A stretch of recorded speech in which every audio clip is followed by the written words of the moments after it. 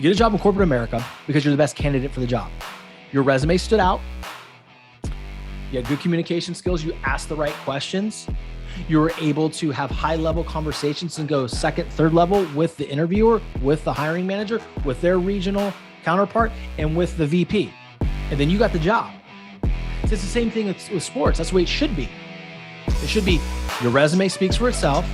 It gets you in the door, and then you go perform. And if you're better than the catcher from Louisiana, better than the catcher from California, then guess what? Boom, you're the dude.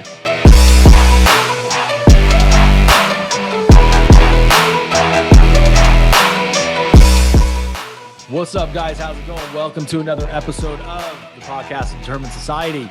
It's me, your host, Shawn French. And guess what, guys? Today, it's just me. You got to listen to just me for the first time in a long time. And the reason is, it's because I wanted to clarify something. You know, the last episode we did, I had a great guy named Lee Taft on, and we talked about the destruction of youth sports. And I stand by that message 1,000,000%. And anybody that is going to try to convince me otherwise is going to get deaf ears. And here's why I say that. What's happening in youth sports right now is absolutely terrifying. And what I mean by that is you have all these travel organizations, and don't get me wrong, I'm not against travel organizations, and I will get to that for all you guys that are pissed off at me because I'm just tearing you guys apart. That's not what I'm doing. You need to listen deeper. But here's what's going on. All these travel organizations, whether it's soccer, basketball for AAU, baseball, volleyball, in a multitude of other sports, what's happening is all these organizations are popping up, right? So all these parents and all these kids are flying out of state, you know, traveling so much to get all this exposure when they're not even the best in their school. And what's happening is when they go and do that, they get exposed. And if you listen to the last episode, you'll hear my guest Lee talk about that. They're taking all these kids to these camps and these showcases for exposure. But what's happening is they're getting exposed because they're not ready to be there. And I think it's very detrimental to not just high school players, but also to young athletes, whether they're 8-year-old girls or 8-year-old boys. It doesn't matter. The bottom line is there's a lot going on here, and we need to focus back on the foundation of youth sports, which is development. Going back to when I played, and I'm not some fossil, and I'm not being self-serving when I say that, but there was coaches that actually gave a shit and developed us. Yes, I did do travel ball. Absolutely. When I was 13 years old, but we stayed local. We didn't go out of state, and we had the best players. We were the best dudes in the area, and we went out and our coaches developed us. Guess what we had back then when we had travel ball? We actually practiced. Now, again, some travel ball organizations do practice. I know there's some local ones. My buddy Pete runs a travel ball organization, and he works really, really hard to develop his kids in his program, and they do good things. And they're not blowing smoke up people's asses. But the thing that really bothers me is when all these teams are formed and these kids are being driven to these new organizations and whatnot because they're being promised more playing time. They're being promised to get in front of big college recruiters. What do you need to be in front of a college recruiter for when you can't even hit a backside double and repeat it? Why do you need to be exposed to college recruiters when your fielding percentage is 836? Like, I don't understand. Like, those are the things to me that really infuriate me. And, you know, there's a such thing called, you know, these travel ball organizations used to be for the elite players. Now anybody can do it. And I'm not saying there's not a place for the non-elite, you know, baseball player, volleyball player, basketball, or whatever. It's not what I'm saying.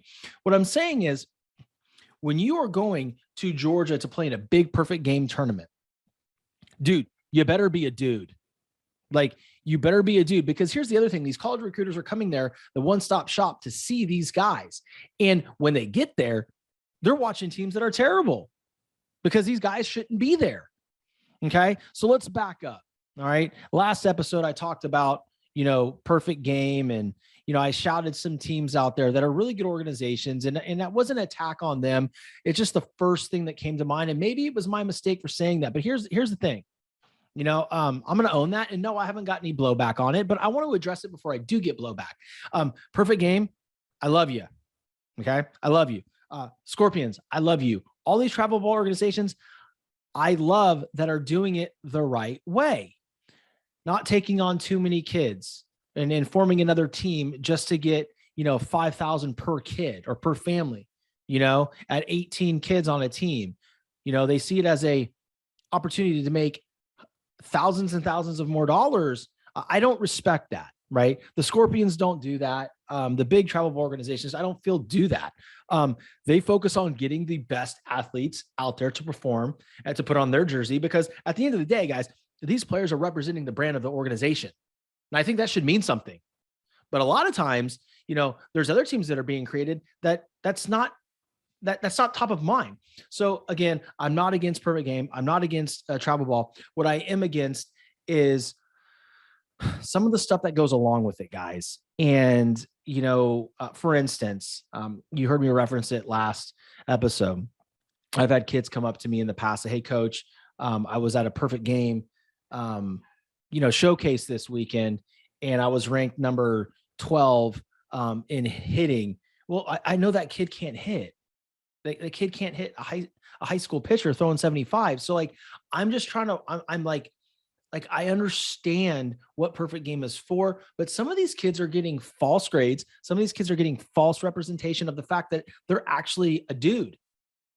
And I just don't think that's right, and it's hard, because what happens is then these parents see this website that their kids ranked number 12 out of 150 hitters, and they go to the high school coach. Well, hey, here's his ranking from the last showcase. What the fuck do you know? You're not even playing my kid. You need to get better at your job. You need to develop my kid. This is on you, coach. No, the reality is it's not on the coach.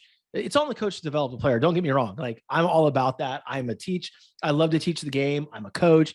We'll get down, we'll get in the trenches, we'll work on skills, but it is not the coach's job to fulfill your whatever the hell's going on in your mind. Just because your son's not playing or your daughter's not playing on their squad and then going to a showcase and the showcase giving them a good grade is not permission for you to go back to the high school coach, him or her, and tell them that they suck at their job.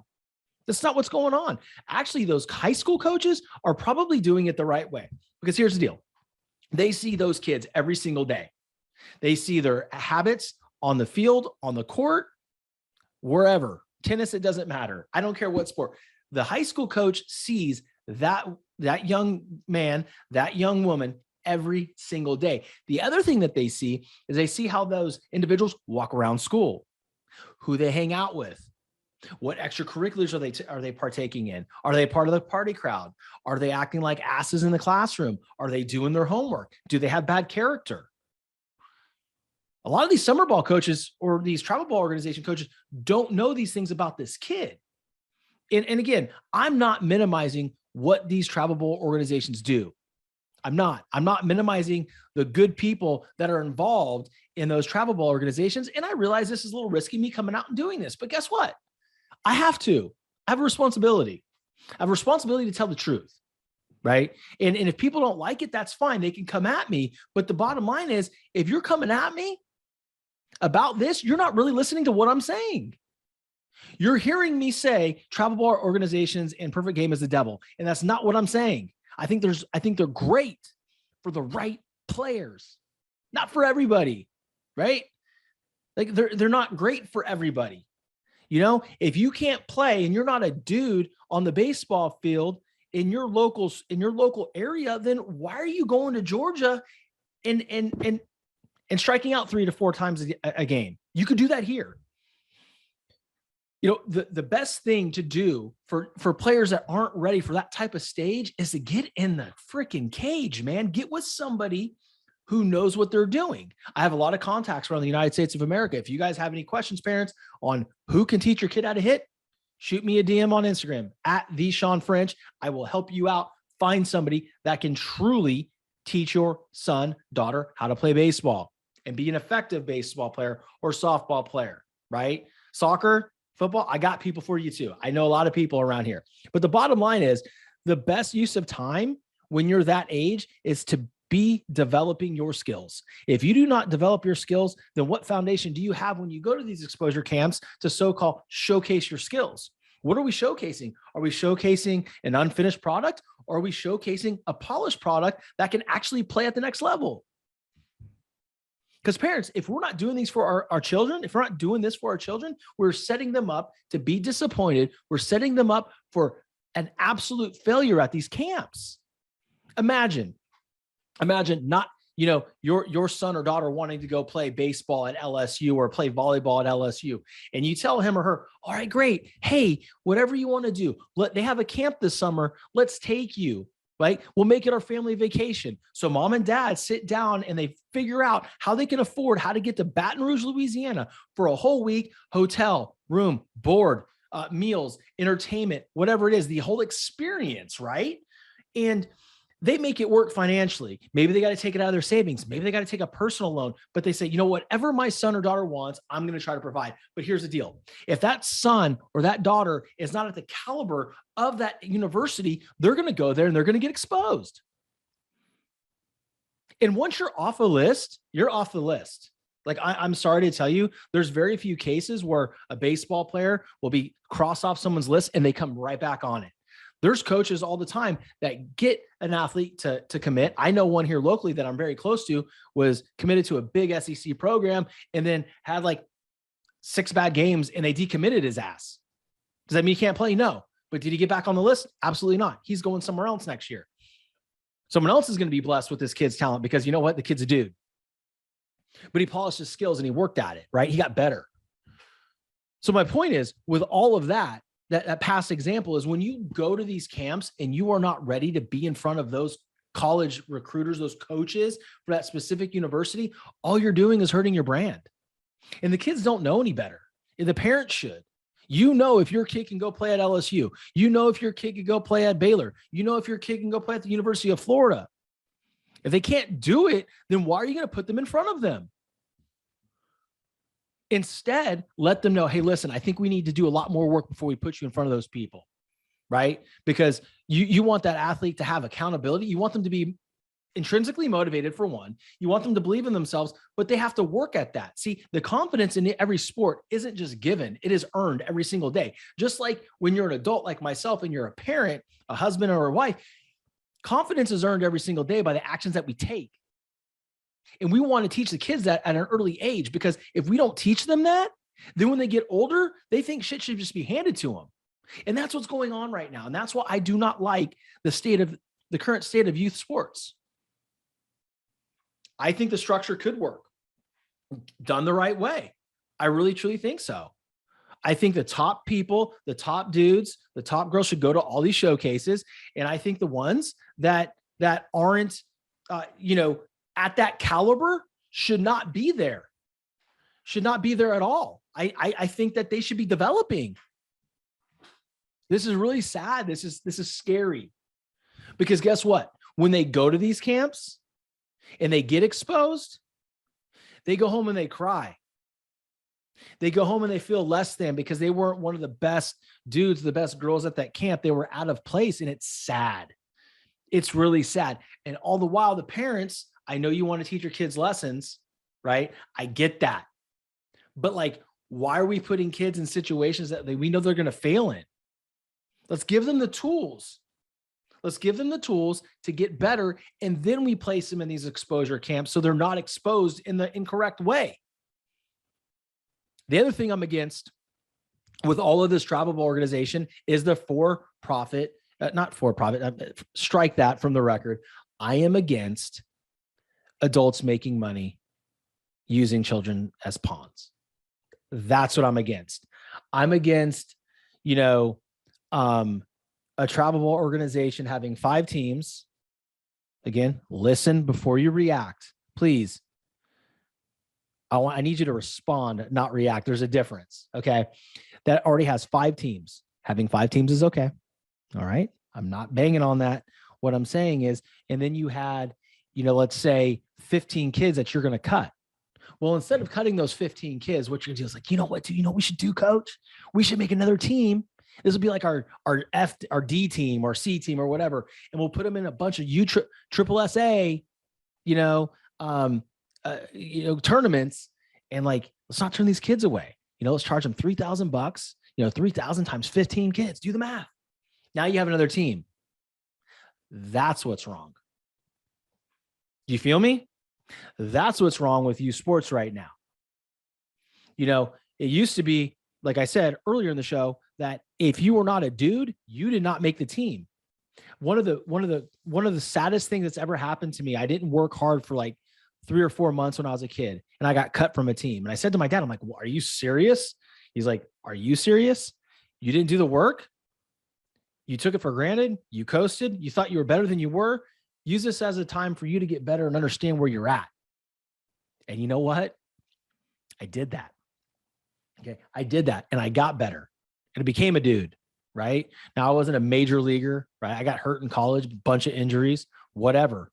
It is what it is. That happens. But my dad didn't create another team just so I can play. Like coaches didn't create teams so I could play. Like the lesson there was, you got cut, go get fucking better. Not let's start a team, because that's what's happening right now, right? Your kid gets cut or your kid's not getting playing time. So you and the other dad that's pissed off, right? That are a problem for the coaching staff anyway. You guys start taking kids that can't play baseball, that can't shoot a basketball, that can't kick a freaking soccer ball, right? They can't hit a backhand in tennis or whatever the case may be. And you're forming all these other teams and joining these tournaments. And so your kids could play. What are you teaching them? Let me answer that question for you. You're teaching them entitlement. You're teaching them that they can go and just create their own thing and get as much playing time as they want. Guys, there's a lesson in this. Playing time is reserved, sorry, I can't even speak, is reserved for those that are performing and that deserve it, period. You don't get a job in corporate America because you're entitled to. You get a job in corporate America, God dang, there we go again. I won't edit it out. I promise, guys. It's all authenticity here. You get a job in corporate America because you're the best candidate for the job. Your resume stood out. You had good communication skills. You asked the right questions. You were able to have high-level conversations and go second, third level with the interviewer, with the hiring manager, with their regional counterpart, and with the VP. And then you got the job. So it's the same thing with sports. That's the way it should be. It should be your resume speaks for itself. It gets you in the door, and then you go perform. And if you're better than the catcher from Louisiana, better than the catcher from California, then guess what? Boom, you're the dude. If you're the best center on the girls' basketball team, then you win. You get to play. I love this subject. I love this subject. This is something that I'm passionate on, clearly. But listen, guys, the whole moral of the story is I just want you to understand that travel ball and all of these organizations, there's a place for them. And I love them. But it's not for everybody. And it's not to make solely $1 off of a kid. We need to develop these kids. These kids need more instruction. They go through a whole summer without even having a practice. Just show and go, right? They throw their glove on the field. Let's play ball. Throw the ball across the diamond at 95. Let's run our 60. Let's take our BP. It's ego driven. There's no development. And that's what my problem is. And that's what my guest, the other day, Lee Taft, that's what his problem is. There's no teaching. There's no coaching, right? All the while, the high school coaches are getting stepped on and no one's even trusting what they're saying. And they know these kids and these athletes the best. And they're sitting there in the trenches making $38,000 a year teaching just so they can coach the game that they love. And people are shitting on them. No one's paying attention to them. It's criminal. It really is criminal. These high school coaches have such amazing value. And a lot of these high school coaches played minor league baseball, played big D1 baseball. They have a pedigree. They know what they're talking about. So I think people need to reach out to them more and ask for their opinions and include them in the process, because there's been plenty of times where a baseball player, because I can talk about baseball because that's my experience, right? All you guys that listen to me know I'm a big baseball guy. So multiple times throughout my coaching career, and it still happens, is that, hey, coach, I just signed with X, Y, and Z. Like, okay, you're going D1. Great. They never called us, right? So like that might not have been a good place for them. Like our job as coaches is not just to develop them, but also be honest with them of where we think they can play. And if they can't play at a certain place that they want to play at, let's give them reasons why. And give like solutions. Well, hey, maybe you can go play at this Division I AA.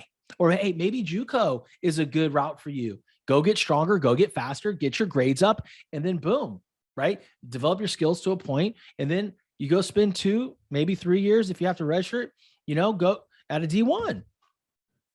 I mean, I was a guy that didn't go straight to LSU. I went to a junior college, spent 2 years at a junior college, got hurt, had to come back a third year, had a blood clot, had to come back a third year so I can get a scholarship somewhere. Then I got a small one to LSU. So there's that. So the one thing that I will tell you guys is if you have anything to say, if you have any feedback and you want me to answer any questions, or I pissed you off and you want to be on the show, I'll gladly have you on the show and we can talk about this. I'm not scared or adverse to having somebody on here that has a different opinion than me, as long as we have a high level, conversation, right? It just is what it is. So I'll put my email in the show notes, but I'll say it on the air. It's Shawn, SHAWN.French @thedeterminedsociety.com. Reach out to me. Hit me up on IG @TheShawnFrench. Shoot me a DM. Say, hey, I'd like to talk to you about your stance on this. Like, I disagree with you. Or, hey, I agree with you. I'd like to get on your show. And we can talk about which way you want to go with it. I'm all about getting good information out there. I'm also about supporting the opposite opinion of mine, right? It's my opinion, right? And now it's an educated opinion, but it doesn't mean that there's not another side to it. I want to hear from those people. I want to have those people on the show. I want someone to challenge me, and I want to challenge them back. This is about the development of the youth. This isn't about ego. This isn't about me getting on my soapbox. This is about saving youth sports. This is about saving the children from being exposed and helping them develop and them going out and be productive members of society as an adult. That's what this is about. So guys, listen, that's all for today. I really appreciate you listening. Again, if you haven't, already shared the show with somebody, please do. It's the only way I'm growing right now. I'm not doing any ads to annoy your ears, which, I don't plan to, but maybe in the future I will, right? But for right now, please, the only way we're growing is if you guys share the show. So share the shit out of it. Share it with your friend. Share it with somebody that you feel could get some value out of it. Share it with somebody you feel would disagree with me, because I want to talk to them. That'd be fun. So, all right, guys, until next time, I'm out.